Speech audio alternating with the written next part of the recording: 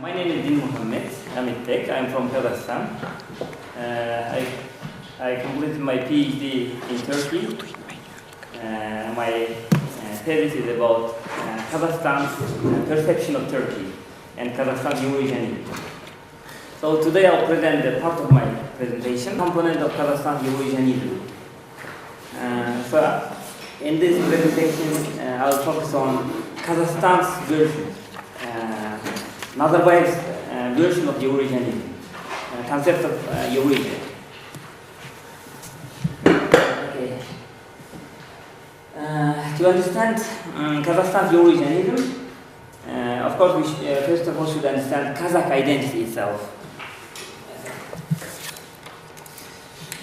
Before the colonization of Kazakh people and Kazakh Khanate, the original Kazakh identity was defined as Turkic and Islamic.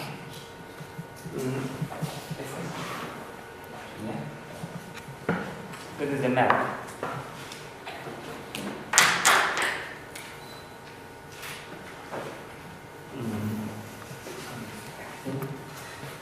Okay, here we are. Kazakh people. Say. So, but with the colonization of Central Asia, Kazakhstan became a buffer zone between Russia and let's write Turkestan, which can be translated as the land of Turks. So this situation of Kazakh people forced, how to say, Kazakh identity after the colonization became ambiguous, divided, because the Russian people began to settle in the northern parts of Kazakhstan, and Kazakh identity acquired, let's say, a Eurasian identity.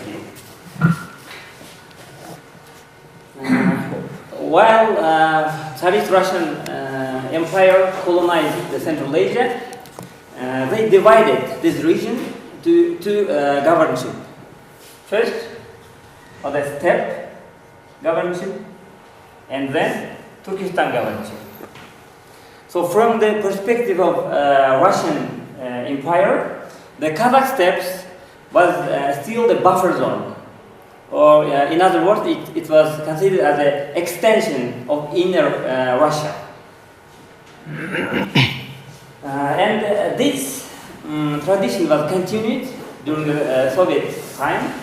According to Soviet terminology, Central Asia was divided as Kazakhstan and Middle Asia.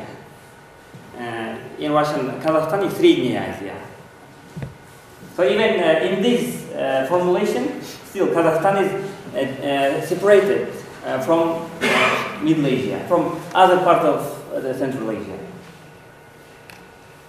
Okay, so during the Soviet period, Kazakhstan became very divided, especially with the increase of population of Slavic people, European people.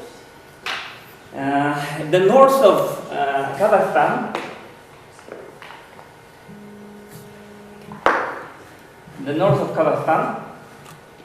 was dominated by Slavic people, like Russians, Ukrainians, while the southern was dominated by Turkic people. So according to the last population census of the Soviet Union, ethnic Kazakhs composed only 39% of the whole population. And the Russians, plus other ethnic groups, composed more than half of the population. Then Soviet Union collapsed. As you know, Kazakhstan was the last republic to declare its independence because we have identity crisis. As you know, in the 8th of December 1991, Ukraine, Russia and Belarus established Commonwealth of Independent States. And in 13th of December 1991, Central Asian states and plus Kazakhstan were discussing about the establishment of federation or confederation of Central Asian states. Okay, while this configuration was taking place, Kazakhstan finds itself in very difficult and ambiguous situation because the northern part of Kazakhstan was integrated to Russia, but Ukraine and Russia and Belarus did not invite Kazakhstan leader to the establishment of CIS. But on the other hand, the southern part of Kazakhstan, both in demographic, economic sense, were integrated to south. But Kazakhstan's leaders cannot ignore Russia. So, in order to prevent this fragmentation, division, Nazarbayev introduced its concept of Eurasianism. As you know, the first step of the Eurasianism was realized in the 21st of December 1991, when Nazarbayev convinced Yeltsin to re-establish Commonwealth of Independent States by including Central Asian and Caucasian states. So this was the first appearance of Nazarbayev's Eurasianism. Okay, so now let's come to the concept, very concept of Eurasia. It has three meanings, I think. The first one is geographical. Those who studied during the Soviet Union know that according to Soviet curriculum in the schools, it was thought that Eurasia is a one continent.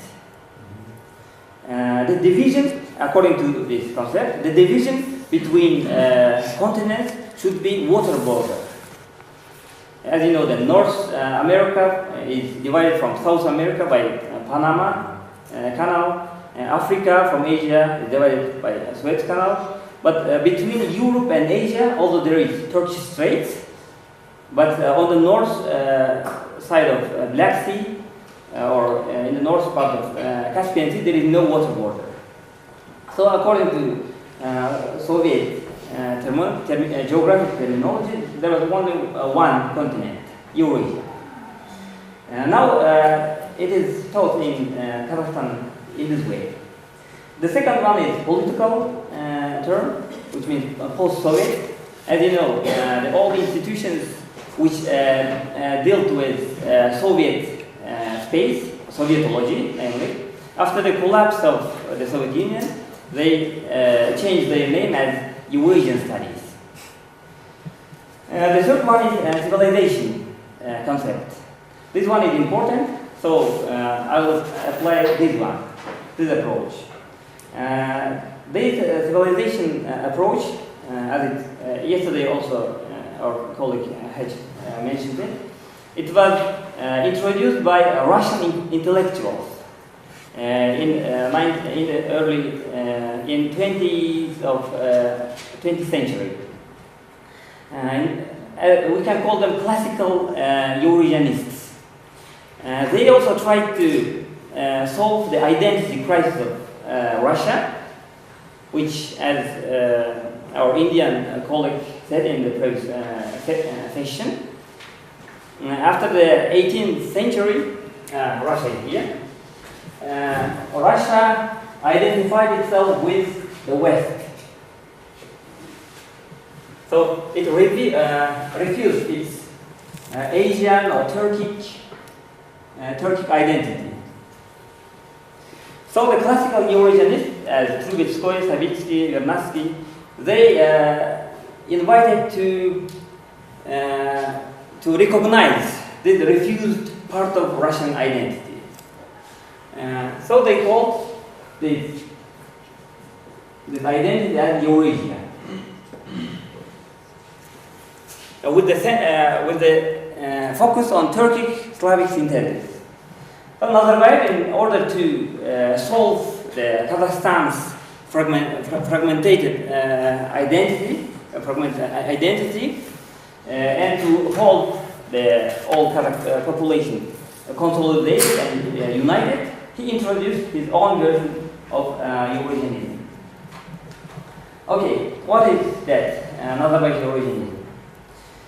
That is Slavic Turkic synthesis, as I have already mentioned, which in Kazakhstan context, which means the Kazakh-Russian nucleus. And you know that Kazakhstan presents itself as the country where more than 100 ethnic and religious groups live in peace and harmony. So this discourse is organized around this concept of Eurasianism. You can see it in language policy, in the establishing of Kazakhstani nation, multi-vector policy. Okay, in fact, Nazarbayev, by introducing his version of Eurasianism, he tried to stop the monopolization of Russian intellectuals, like Dugin, of classical Eurasianist concepts. So, in another version of Eurasianism, he tried to balance Eurasia-Russia concept with Eurasia-Turkic world concept. And as you know, there is the concept of Turkic integration, which means there is some organizations like Turkic Council, Turksoy, Turkic Academy, and so on. What I observe in my research, while there is intensification of integration with Russia, Nazarbayev made a statement about Turkic world, about alphabet, about adoption of Latin alphabet, about Turkic values. So, in fact, Nazarbayev tries to calm down the Kazakh nationalists' resentment, criticism against the Eurasian integration. But in the final analysis, Nazarbayev's Eurasianism is pragmatic one, compared with, for example, Dugin's Eurasianism. It serves Kazakhstan's national interests. Another one is Kazakhstan's Nazarbayev Eurasianism is pro-integration with the world and with the West, while Dugin's is anti-Western. As colleagues mentioned in the morning session, from Kazakhstan's perception, we established Eurasian Union to cooperate with both West and East. We don't establish this union to be, how to say, to recreate Soviet Union to become more powerful, but we create it to cooperate with West. So it is not anti-Western. Okay, in Kazakhstan's Nazarbayev's Eurasian concept, Turkey plays an important role. As you know, in early 90s, Turkey tried to play the role of big brother within Turkic world, but now, as it is certain, it is, it is not playing this role. But from Kazakhstan's perception, Kazakhstan needs strong Turkey. And even in 2013, Nazarbayev proposed to include Turkey to this union. Of course, it's very far possible, the membership of Turkey in this union. But Nazarbayev tries to show that his concept of Eurasianism is wider than Russia. On the one hand, and on the other hand, he tries to give message to domestic population that we are not again recolonizing or re-establishing the Soviet Union. Okay. To conclude the presentation, Nazarbayev's Eurasianism locates Kazakhstan in the center of Eurasia. Kazakhstan is interested in integration both with Russia and Turkey. In the morning session, our colleagues from India said that before the colonization of India, there were very close relations between Central Asia and India. You know, the Baburs, Ghaznavids, Mughals, they were all coming from Central Asia. And in terms of Turkey, there are many also other races like Seljukids, Ottomans, Mongols, and so on. And in terms of Russia, there were Kipchaks, Golden Horde, and so on. So I think from the perspective of Kazakhstan's Eurasianism, the rediscovering this refused or excluded part of identity means Eurasianism. While Russian state recognize its excluded part of identity, I mean Turkic identity, while the Turkey also recognized, which is too much incorporated to the West, pay attention to the East, while also India established relations with Central Asia. It is Eurasia. This rediscovering is called Eurasianism of Nazarbayev. Okay, thank you.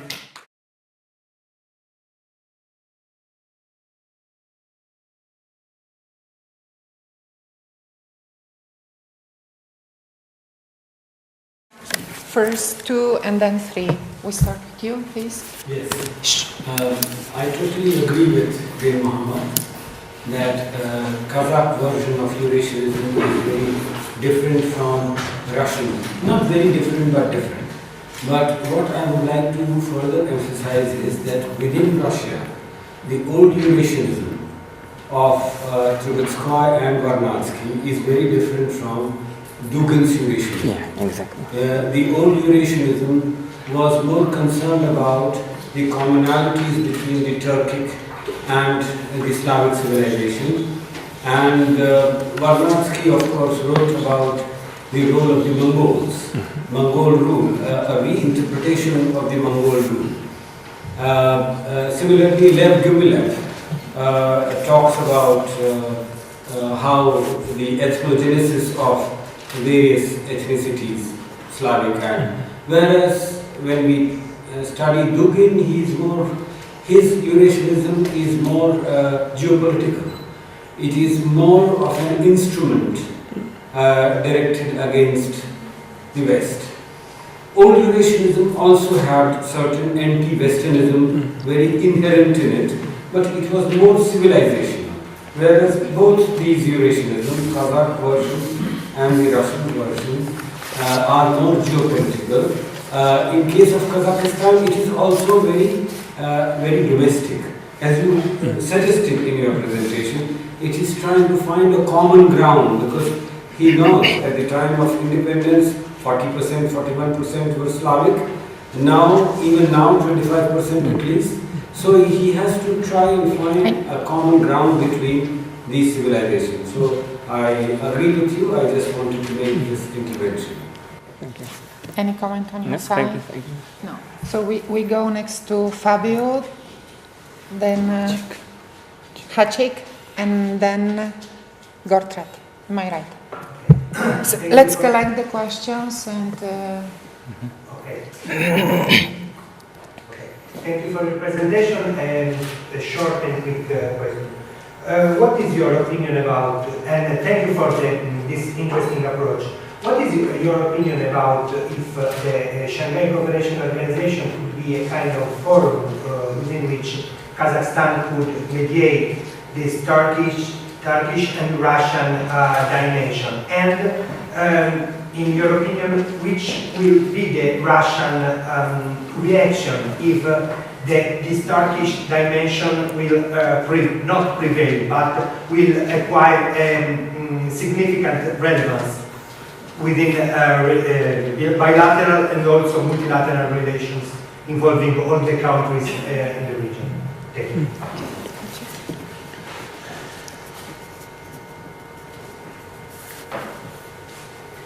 Thank you, dear Greg, for the interesting presentation. I have a question. What do you think about the Eurasian Union as the model of coexistence to more powerful regional tendencies between Christian civilization and Islamic civilization?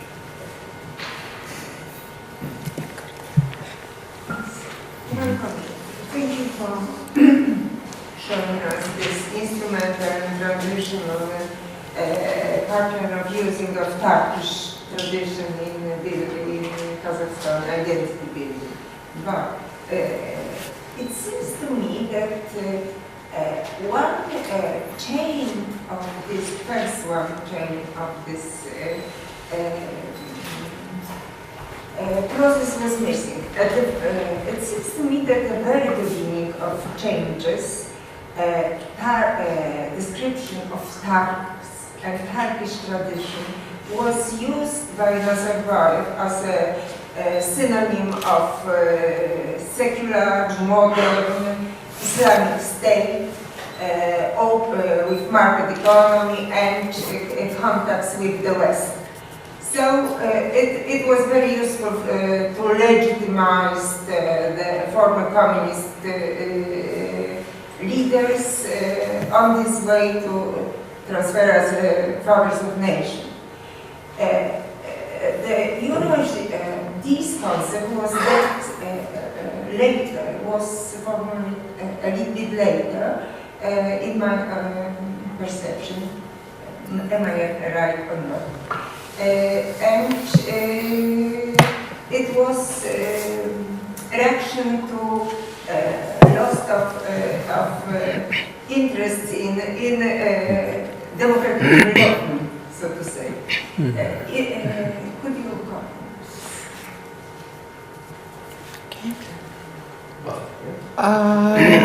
Okay. I would be a bit critical about your presentation. From my point of view, Turkish element geopolitically is inappropriate in Central Asia. Turkey is not a player for the moment. And the idea of Kazakhstan as mediator, possible mediator between Russia and Turkey, I think is irrelevant. Totally different agenda of Turkey for the moment. Pan-Turkism is also over in Central Asia. Turkey is interested more, it thinks maybe, it's interested in the Middle East, creation some empire maybe there. So it's very far from Central Asia for the moment. So if you still think your conception is based on that, could you put more arguments to strengthen Turkish role in your conception? And the last notice is that Turks and Turks and Turkish in Turkish element, I think, is different. Yeah. So in Eurasianism, as I know, Eurasianism puts more accent not on Turkish but on Turkish, on Turks. So this would be my question. Okay. Quite a lot of work for you. Yeah, let's start from the last one. I think there was some misunderstanding. Yes, Vadim is right. There is a difference between Turkic and Turkish. That is, in my presentation, I mean by Turkic, I mean with local Turks. So this is the civilizational approach rather than the state approach. The Turkish civilization, which is occupied in the most part of Eurasia. When we say Turkish model, of course it's related with democratization. We had a strategy 2030. In the strategy, Nazarbayev is discussing this identity issue, and he says that in Kazakhstan there are 4 groups who tries to impose their understanding on Kazakhstan's identity.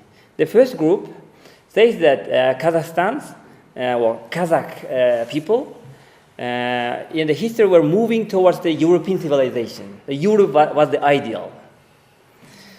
And so this group wants Kazakhstan to be incorporated into European institutions. It wants Kazakhstan to be part of Europe. Maybe it was the result was we are playing UEFA. But the other group says no, we are not Europeans. We are geographically Asians.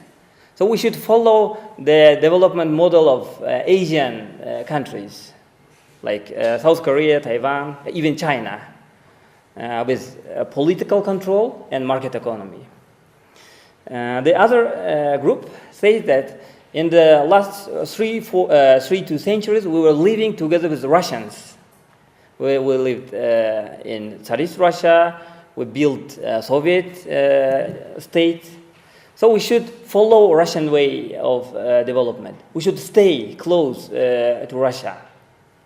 But the other, the last group says, no, okay, we were colonized by Russia, but we are not Russians. We are Muslim and Turks.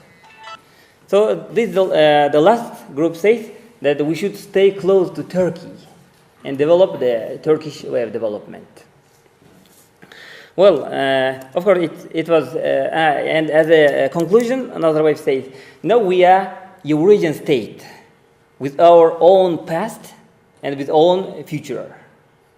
So we will take the advantages of all civilization and we will create our own model. I think that is what Nazarbayev is doing.